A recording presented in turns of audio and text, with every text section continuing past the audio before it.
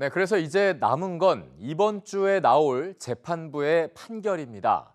법정에선 의과대학 2,000명 증원 규모를 과학적으로 뒷받침하는 근거가 있는지, 각 의대의 교육, 실습 여건을 충분히 조사했는지가 쟁점이 될 것으로 전망됩니다. 금창호 기자가 쟁점별 세부 내용을 살펴봤습니다.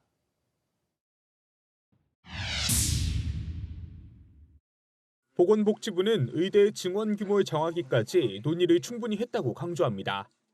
의료계를 비롯해 사회 각계각층과 다양한 방식으로 130차례 이상 소통을 하였습니다.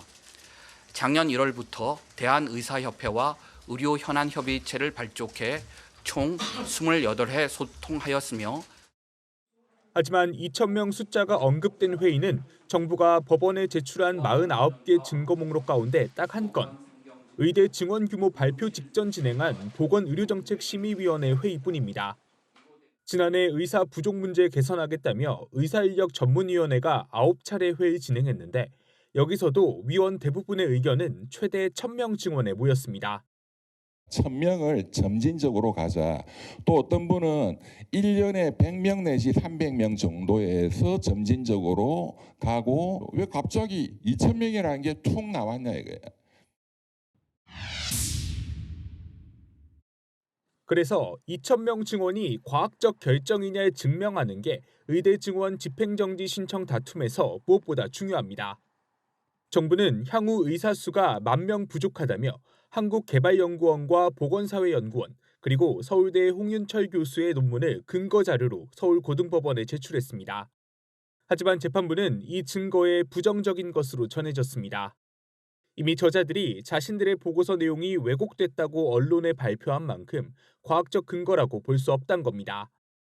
결국 2,000명 증원 규모를 도출하기 위해 진행한 별도 연구 용역 자료가 있어야 한다는 건데 정부가 제출한 근거 가운데는 이런 내용이 없습니다. 2,000명, 1,500명, 300명, 각각 장단점도 비교하고 그래 예산도 비교하고 등등 해서 야 그래도 2,000명 해야 되겠다.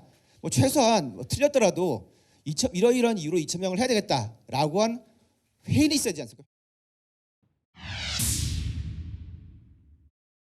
2,000명을 각 대학에 배분하는 과정이 정교했는지 증명하는 것도 정부가 넘어야 할 산입니다. 재판부는 로스쿨 승인 당시 철저한 심사가 있었다며 증원 규모에 맞는 인적 물적 자원이 있는지 조사한 자료를 요구했습니다.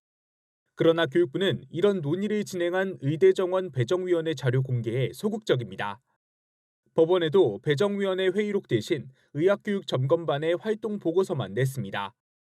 대학별 교육 여건을 점검하기 위한 현장 실사도 40개 의과대학 가운데 14곳에서만 이루어졌습니다. 의과대학 하나 인증 평가하는데 여러 명이 달라붙어 4일 걸리는데 70% 이상이 증원이 되는 상황을 그냥 거의 보시면 기껏해야 제일 많은 게 3시간이었던 것 같습니다. 3시간 정도 또는 어떤 경우 몇십 분 만에 현장실을 마쳤다. 정부는 이런 지적들에 2,000명 증원은 정책적 결정이었다고 강조했습니다. 오는 2035년까지 의사를 10,000명 추가 배출한다는 목표로 양성기간 등을 고려해 매년 2,000명씩 증원하기로 했단 겁니다. 또 교육, 실습 여건과 관련한 대학의 제출 자료가 기본적으로 충실했기 때문에 필요한 부분만 점검하기 위해 14개 대학만 확인했다고 해명했습니다. EBS 뉴스 금창우입니다.